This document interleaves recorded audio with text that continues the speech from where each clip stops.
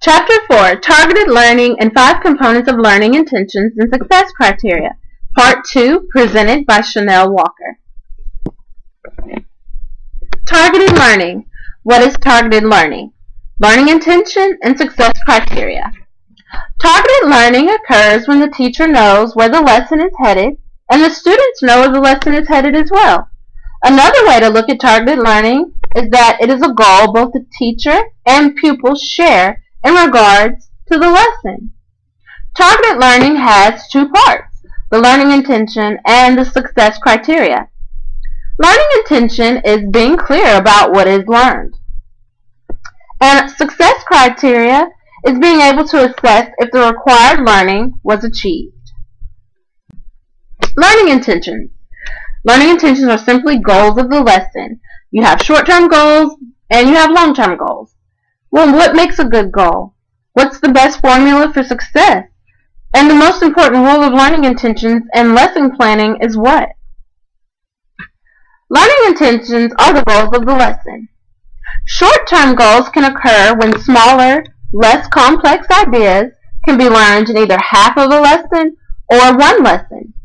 Short-term goals ideally help the student to prepare for the more complex concepts that they will be asked to learn later on.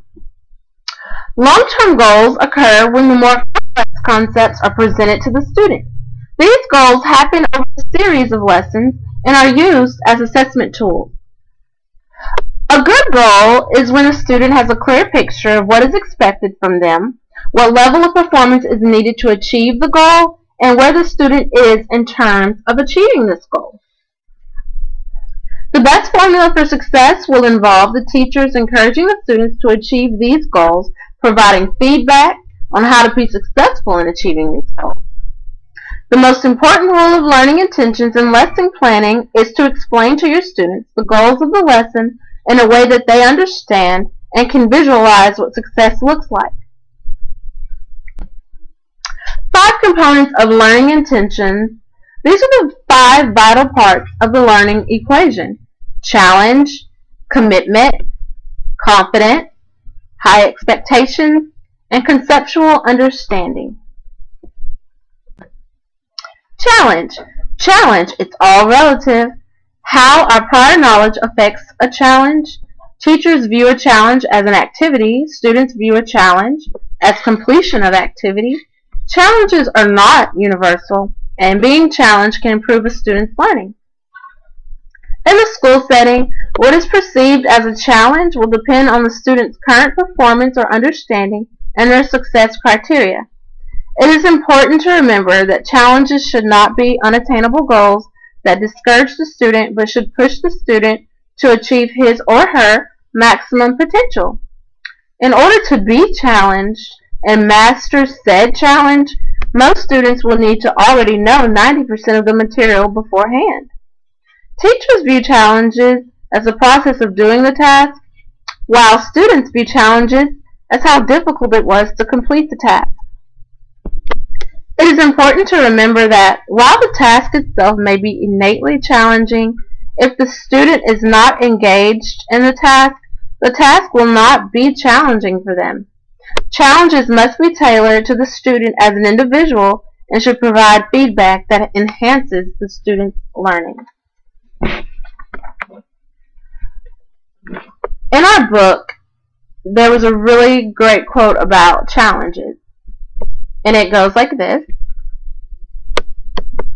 succeeding at something you thought was difficult is the surest way in which to enhance self-efficacy and self-concept as a learner. Commitment. The student or teacher's dedication to achieve an academic goal, and commitment has a symbiotic relationship with challenge. Commitment and challenge can have a powerful effect on the student's learning. Commitment should come second to challenging material, and it will occur when a student or teacher is dedicated to achieving an academic goal. Commitment is going to be most effective when it is combined with challenging goals. Confidence.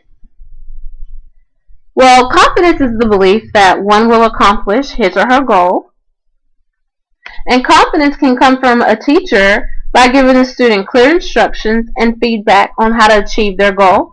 Confidence can come from a student by the student knowing that they have had success in the past. Confidence can come from tasks by methods of proper scaffolding. Confidence can come from peers through positive feedback, sharing of ideas, and not being distracted in the classroom. Our book provides a mantra for confidence. It goes like this: I think I can, I think I can, I know I can, I thought I could, I thought I could, I knew I could. Student expectations. Most students actually know their academic potential. However, minority students and lower achieving students are the two groups who are not consistent in predicting their academic performance. Minority students and lower achieving students tend to sell themselves short academically and lose confidence in themselves. Changing these students' mindsets can be a challenge due to learned helplessness and low self-esteem. In order for students to have positive expectations, teachers must provide feedback, make clear goals, and define what success criteria looks like for each student. And lastly, teachers must provide a forum that allows the student to predict their performance. Bottom line, teachers play a vital role in how students perceive themselves academically. Conceptual understanding. There are three levels of basic understanding. It's surface, deep, and conceptual. There is also a process known as the SOLO that can help better explain these three ideas and how they interact. Surface level understanding can be divided into two parts: unistructural and multistructural, while deep level understanding can be divided into two parts: relational and abstract. Here is an example of one unistructural statement. Who painted the Guernica? Here is an example of one multistructural statement. Relate the theme of the Guernica to a current event.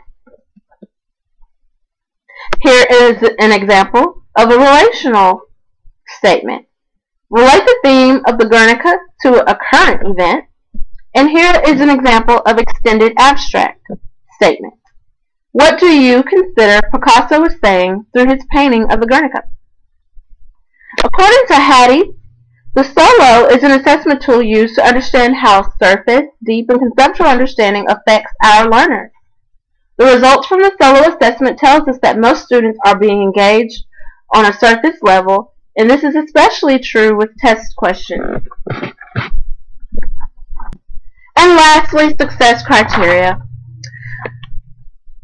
Success criteria can simply be understood by how do we know when we arrive. It is important to remember that success criteria cannot be just the completion of a lesson. Success criteria is best described as a roadmap to the learner's success. The student should not only know what is expected of them, but how they can achieve their goal.